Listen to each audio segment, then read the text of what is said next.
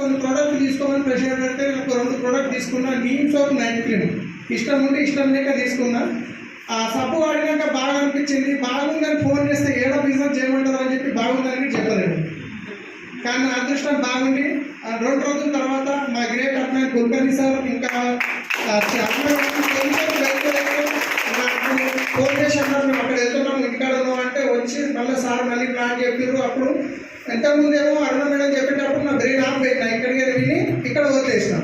కానీ సార్ చెప్పినప్పుడు ఏం చేసినాం ఇక్కడ విని లోపలికి పంపించినాం. ఆ తర్వాత డిసిషన్ తీసుకొని ప్లాన్లో చిన్న చిన్న మీటింగ్లకు వెళ్ళినా. ఒక 3-4-5 మీటింగ్లకు వెళ్ళిన తర్వాత గోగ్రౌండ్ అనే మీటింగ్ వచ్చింది ఢిల్లీలో. బిజినెస్లోనేమో పెట్టుబడి పెట్టేది లేదని చెప్పారు. మళ్ళీ బిజినెస్లోనేమో పెట్టుబడి లేదని చెప్పారు. మళ్ళీ ఇక్కడికి వచ్చేసి మళ్ళీ 10,000 పెట్టుకొని నేను మళ్ళీ ఢిల్లీ పోవాలా నెగిటివ్ అనిపించింది మళ్ళీ. కానీ ఇక పోయినా ఎందుకంటే అక్కడ పోతే తొందరగా సక్సెస్ అవుతారు, చాలామంది అక్కడ డబ్బులు సంపాదించే వాళ్ళు నేర్పిస్తారు అంటే పోయాను. ఆ పోయిన తర్వాత సెకండ్ డే 1 గంట సెషన్ విన్నానండి. ఆ సెషన్ విని నేను డిసైడ్ అయిపోయినా ఇక బ్రహ్మదేవుడు వచ్చినా నన్ను ఎవరు ఆపలేదు.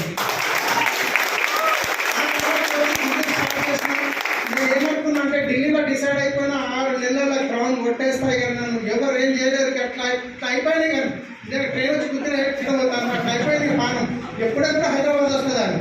ఇక నేను ఇంటికి రాగానే ముందు మా దోస్తు, మా బామ్మర్ది, మా బావ, మా సటకుడు, మా మామ అలా చేసుకుంటాం కదా. దోస్తులు చెప్పిన దోస్తులు మన ప్రాణమైన ఎన్నిక రెడీ ఉన్న దోస్తులు ఆడలేదు ఆధార్ కార్డు ఇవ్వలేదు. నీకు ఇటు అయితే అట్లా అవుతుందా? ఎస్. ఎందుకంటే నా దోస్తు నా లైఫ్ ఏడా ఖరాబ్ అవుతుందని నీకు వద్దని చెప్పిండు. నేను చేయగా నువ్వు చేయగలడు.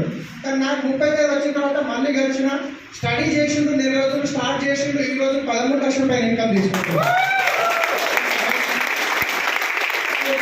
ఎట్లా నో అన్నారు కానీ నేను మా అప్లైన్ చెప్పింది ఫాలో చేసిన. సార్ నాకు ఇట్లా నో అంటున్నంటే నో ప్రాబ్లం, నో అంటున్నంటే నువ్వు తొందరగా సక్సెస్ అవుతావు, నువ్వు చెప్పుకుంటా రావడం రాకపోవడం మాట అదృష్టం అని చెప్తే నేను అదే పని చెప్పుకుంటా పోయినా. నా బ్రెయిన్ తీసి ప్రిజర్వ్ పెట్టేసిన. అప్లైన్ సిస్టమ్ ఏం చెప్తే అది ఫాలో చేసిన. ఫస్ట్ మంత్ ఇన్కమ్ 394 రూపాయలు వచ్చింది. లాస్ట్ మంత్ ఇన్కమ్ మీ అందరికి తెలిసి ఉంటుంది 12,40,000 వచ్చింది. 11,30,000 రూపాయలు వచ్చింది. ఒక్క నెల లోపలే 1,10,000 పెరిగిందంటే బయట అవకాశం ఉందా? ఎంత పెద్ద ఒకవేళ బిజినెస్ ఏదైనా చేస్తున్నారు అనుకోండి, ఎంత పెద్ద టర్న్ ఓవర్ చేస్తే అంత ఇన్కమ్ వస్తుంది, అవునా కాదా? అలా టర్న్ ఓవర్ చేయాలంటే ఎంప్లాయీస్ ఉండాలి, ఇంకా చాలా రకాలు ఉంటాయి ట్రెడిషనల్ బిజినెస్ లో. కానీ ఇక్కడ ఏం చేసినాం, పండుగ స్నానం చేసినాం, తెలిసిన చెప్పినాం, కొందరు వచ్చింది కొందరు రాలేదు. వచ్చిన వాళ్ళతో పని చేసుకుంటా పోయినాం. ఎలా క్లీన్గా లక్షల ఇన్కమ్ వస్తుంది. ట్రావెల్స్ బిజినెస్ లో ఉన్నప్పుడు నా దగ్గర 10 వెహికల్స్ ఉండేటివి, 11 మంది డ్రైవర్లు పెట్టినాం. ఎందుకంటే ఎవరైనా డ్రైవర్ ఖచ్చితంగా వీక్లీ ఆఫ్ ఇయర్లీ లెక్క హాలిడే వెళ్ళినప్పుడు ఈ డ్రైవర్ని అక్కడ పంపిస్తే నా బండి అడగకుండా నడుస్తుందని చెప్పేసి. అప్పుడు కారు ఉన్న డాబాకి 2 వీలర్ మీద 2 పిల్లల్ని దృష్టి పెట్టుకొని కష్టపడి ఇరుక్కోబోతుంటుంది. కారు ఉండి గిట్ట డ్రైవర్కి ఇచ్చి పంపిస్తుంటుంది. కానీ ఈరోజు ఫస్ట్ బ్రీజా తీసుకున్నా, తీసేసిన తర్వాత 1 టైమ్ ఆటోమేటిక్ తీసుకున్నా, రేపు 25వ తారీఖు 70 లక్షల మెర్సిడీస్ బెంజ్ తీసుకుంటున్నాను.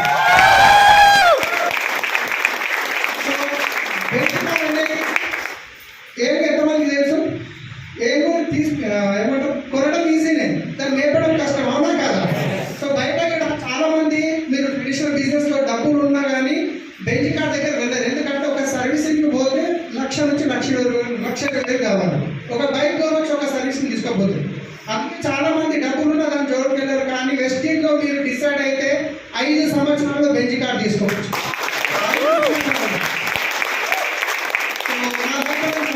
చేంజ్ అయిపోయింది. సో ఆఫీస్ పేరు 70 గజాలు ఇల్లు ఆల్మోస్ట్ అమ్ముకొని అప్పులలో బాధ కట్టుకోలేక అమ్ముకొని వచ్చినాము. కానీ ఆ ఏదైతే అమ్ముకున్నామో ఆ సిచ్యువేషన్ ఎట్లా ఉంటుందో చూడండి. నేను ఎవరికైతే అప్పియానో ఆయన బాగా టార్చర్ చేస్తున్నా అని చెప్పేసి నేను ఆఫీస్ పేరు తీసుకున్న ఇల్లు ఇది నీదే, నీకు రాసి చేసిన అంత అయిపోయింది. ఇప్పుడు నేను కిరాయికి ఉంటాను, ఉండేది ఇదే ఇంట్లో ఉంటాను. మా కాలనీలో అందరికీ నా ఇంట్లోనే తెలుసు. కిరాయికి ఉంటా, కిరాయి ఇస్తాను నెల. కానీ కొన్ని రోజులు ఇంట్లో ఉంటానంటే ఓకే అన్నాడు, 6 నెలలు కాగానే కాల్ చేయన్నాడు. ఏ రోజైతే కాల్ చేసిపోతున్నామో ఆ రోజు సామాన్ చదువుతుంటే మా వైపు పొద్దున్న నుంచి సాయంత్రం వరకు సామాన్ చదివినంతసేపటి ఏడుస్తూనే ఉంది. నాకిట దుఃఖం ఇక్కడ ఉంది కానీ నేను ఏడిస్తే బాగుంది కానీ ఏడవలేదు, కానీ ఇంకా ఎక్కువ ఏడుస్తుందని. కానీ ఆ రోజు నేను ఒక మంట పెట్టుకున్నాను. ఆ రోజు గ్రౌండ్ డైరెక్టర్ లెవెల్లో ఉన్నా. నా ఇన్కమ్ 1,11,000 ఉంది. ఆ రోజు వీడియో చేసినాం, చాలా మందికి తెలుసు, లైఫ్ స్టైల్ వీడియోలో ఉంది కదా ఫ్రెండ్స్. 2 సంవత్సరాల్లో నేను డియూసీడీ అయిన తర్వాత నేను డియూసీడీ అయ్యి స్టేజ్ మీద వెళ్ళేటప్పుడు ఈ వీడియో ప్లే చేసి వెళ్తానని చెప్పిన ఆ రోజు. అదేవిధంగా అనుకున్న విధంగా అప్లై చెప్పింది చేసుకుంటూ పోయినా 2 సంవత్సరాలు 2 నెలలు అయింది, డియూసీడీ కంప్లీట్ అయింది. సో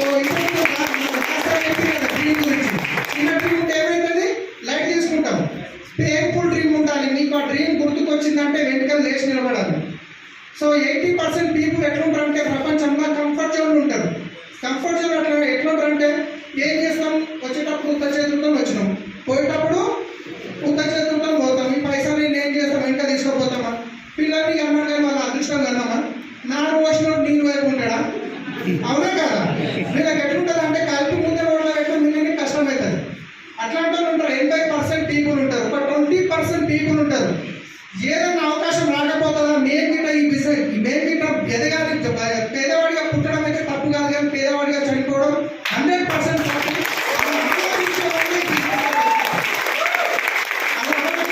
బిజినెస్ వస్తారు, మరి వాళ్ళు ఏదో చెప్తారు, మనకు మెరుస్తుంటారు డైమండ్ లాగా. అస్సలు మీరు మరి ఎట్లా చెక్ చేయాలి వాళ్ళని? కరెంట్ బోర్డులో కరెంట్ ఉంది, నేను ఎట్లా వెళ్ళాలి? మనకు టెస్ట్ పెడితే లైట్ వస్తుంది, అవునా కదా? ఇప్పుడు పోయి ప్లాన్ చెప్పినాం, ఆయన దగ్గర డ్రీమ్ ఉందంటే లైట్ ఉన్నట్టే, ఆయన డ్రీమ్ లేదంటే పక్క వదిలేయండి. 80% వచ్చేసినాం. డ్రీమ్ ఉంటే 20%, డ్రీమ్ లేకుంటే 80%. సో కొందరు ఎట్లుంటారంటే, నేను నా బెస్ట్ అంటే మరీ అంత బెస్ట్ ఏం కాదు, నా పేరు చెప్తా, ఏం పర్వాలేదు. మెకానిక్ ట్రాఫిక్ అని ఉండే ఆఫీస్ పేరులో నా 10 వెహికల్స్ సర్వీసింగ్ పంపిస్తుంటే, ఆయన ఎంతో నాకు వాట్సాప్ చేస్తే నేను గూగుల్ పే చేసుకుంటే, అంత నమ్మకం నెలకి 50,000 బిజినెస్ ఇస్తుంటే, నన్ను 3,000 సామాన్లు కొనాలని చెప్పేసి ఇంటర్వ్యూ సార్ ఇంకా ప్లాన్ దొరకపోయినా మీటింగ్కి. రంజాన్ నెల ఉండే ఒక్కపోతే అయిపోయింది. ఆ మధ్యాహ్నం గచ్చిపోరు కూడా ఇద్దరు కలిసి అలీని తిన్నాం, డబ్బులు నేనే కట్టిన. ఆ రోజు ఇంటికి వచ్చినాక ఆధార్ కార్డు అంటే ఏమంటే, సడన్గా నీకు 1,00,000 వచ్చినాక జాయిన్ అవుతాను. సరే మంచిదని చెప్పేసి ఏం చేయాలి, అంత అయిపోయింది, ఖర్చు పెట్టుకున్న దొరకపోయినా ఇంటికి వచ్చిన సరళ ఇంటికి వచ్చినాక నో ప్రాబ్లం. 1,00,000 నుంచి వెయిట్ చేస్తున్నా. 2 సంవత్సరాల తర్వాత 1,11,000 ఇన్కమ్ ఎప్పుడైతే వచ్చిందో, రాత్రి నిద్రపడలే. ఇక రాత్రి వస్తుంది కదా మెసేజ్, పొద్దున్న లేవగా ముఖం కట్టుకొని ఛాయ్ తాగి 2 వీలర్ తీసుకొని గురువు ఉడికినా నువ్వు వచ్చింది అకౌంట్లో అంటే ఎత్తి ఆధార్ కార్డు అంటే అప్పుడు ఏమన్నాడు తెలుసా? మళ్ళీ అదే స్టార్ట్ అంటే కారు ఉంటే మెకానిక్ షాప్ దగ్గర నిలబడ్డాడు. కలిగిపోయి నువ్వు చేయగలుగుతాను, నేను ఎలా చేయగలుగుతాను. సో నేను ఎందుకు చెప్తానంటే, అందరు రావద్దు కూడా. ఇప్పుడు ఇక్కడ ఉన్న ఏరియా అందరికీ చెప్పినాం, అందరు పెంచి కార్లు తీసుకున్నారు అనుకోండి, రోడ్డు ముచ్చేటోళ్ళు కావాలి, బోరింగ్లు పెట్టేవాళ్ళు కావాలి, బాత్రూమ్ కట్టేటోళ్ళు కావాలి, కావునా అవుతారు. కాబట్టి అందరు రారు. వస్తలేరు అంటే మీరు హ్యాపీ ఫీల్ అవ్వండి. వస్తలేరంటే మీరు అనుకోండి మీరు 80% కోటాలో ఉన్నారు. టెన్షన్ పడాల్సిన అవసరం లేదు. మీరు ఏ రోజైతే మీరు బిజినెస్ సైన్ చేసినో ఆ రోజు మీ 16 మంది లీడర్స్ భూమి మీద పుట్టి ఉన్నారు.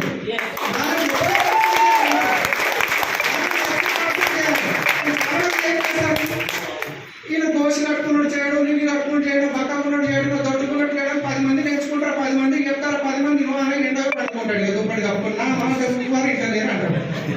ఇప్పుడు నా కొడుకు పెద్దగా ఇంటి అనుకోండి, పిల్లలు చుండిగా పోయినాడు. పెళ్ళికి వచ్చింది, పిల్లలు చుండిగా పోయినాం. ఆడికి పోయినాక పిల్లలు కొడుకు నచ్చలేదు అనుకోండి, ఇంటికి వచ్చి చూడేసుకుంటారా? ఏం చేస్తా? అప్పుడు నా కొడుకుని బ్యూటీ పార్లర్ దొరకపోతా, ఎందుకు నచ్చలేదు అని ఎవరికపోయి మళ్ళీ ఇంకో ఇంటికి పోయినాం. ఆడ మా బాబు పాపలు నచ్చరు, పిల్లలు నచ్చలేదు, మళ్ళీ ఇంటికి వచ్చి చూడేసుకుంటారా? ఏం చేస్తాం అలా? ఎప్పటిదాకైతే పెళ్లి కాదు అప్పటిదాకా నేను వెతుకుతూనే ఉంటా. ఎసాను ఈ బిజినెస్ లో కూడా అంతే. మీరు చెప్పుకుంటామని ఎవరైతే రావాలో వాళ్ళు వస్తారు, వచ్చే టైంకి వస్తారు. మీరు ఎవరి గురించి వెయిట్ చేయకండి, మీ బాధ్యత చెప్పేది ఒకటే. మీరు ఎవరికైనా చెప్పనీకి పోయినప్పుడు మనసులో ఒక ప్రేయర్ చేసుకోండి, దేవుడా నేను చెప్పే ప్రార్థన ఆయనకు అర్థమయ్యే శక్తి ఆయనకి